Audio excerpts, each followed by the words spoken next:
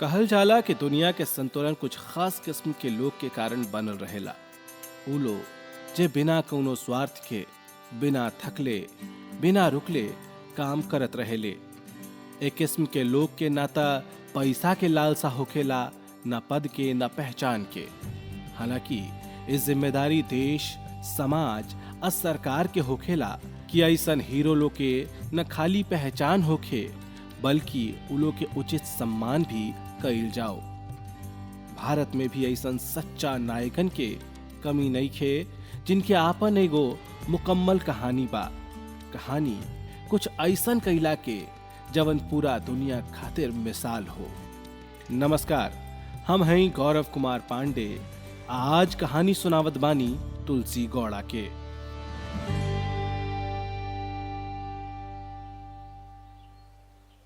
लगभग 3-4 साल के एगो छोटी बच्ची आपन माई के पीछे पीछे चलल जात रहली। खेतन के पगडंडी के आपन छोटे छोटे पैर से पार करत।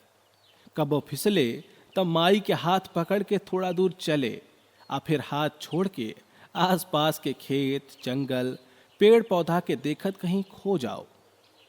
माई आवाज लगावे तब फिर से माई के पीछे पीछे दौड़े लगे। माँ नर्सरी में काम करत रहली।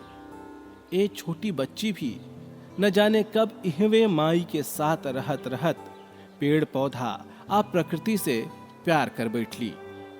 ऐसन लगाव, ऐसन जुड़ाव जोकरा बना देलस असली जंगल क्वीन। आज पूरा दुनिया उनका इंसाइक्लोपीडिया ऑफ फॉरेस्ट कहेला। नाम है पद्मश्री तुलसी गौड़ा। श्रीमती तुलसी गौड़ा, समाज सेवा, पर्यावरण।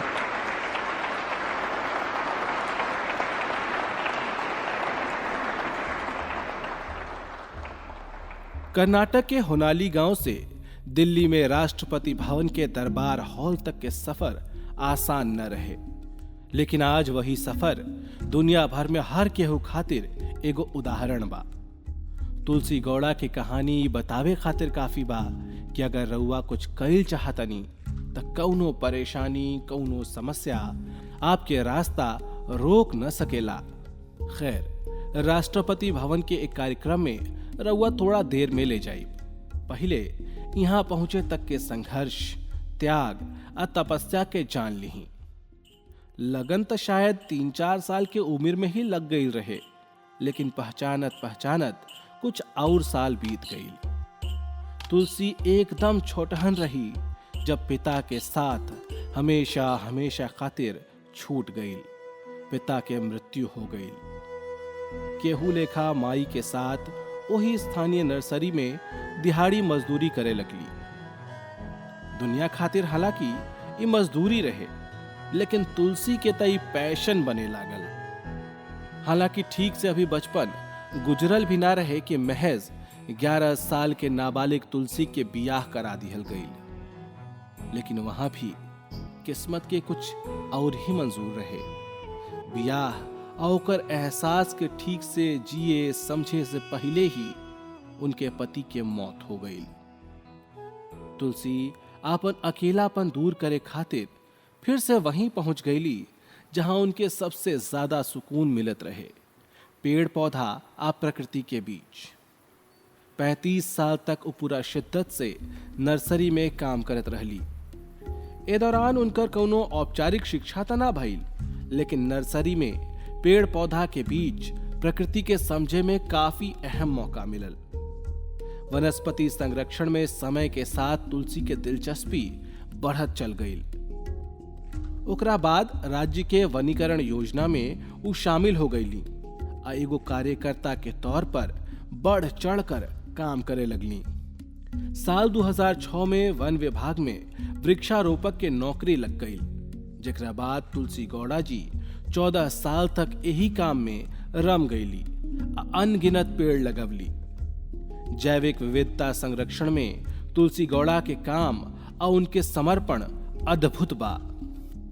भले वो स्कूल कॉलेज ना जा पैली, लेकिन आपन काम में उनके दिमाग कौनो सुपर कंप्यूटर से कम ना काम करेला।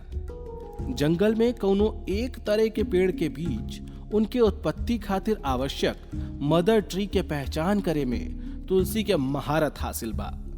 कौन सा बीज कौन पौधा के बा ई बतावल तो उनका बायां हाथ के खेल बा।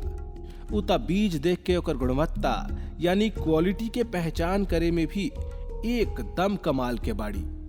72 साल के तुलसी किनकर तो ना बता पाई हैं कि पूरा जिंदगी में वो कतना पेड़ लगवले बाड़ी, लेकिन ये बतावल जाला कि तुलसी करीब करीब 1 लाख से भी ज्यादा पेड़ लगा चुकल बाड़ी।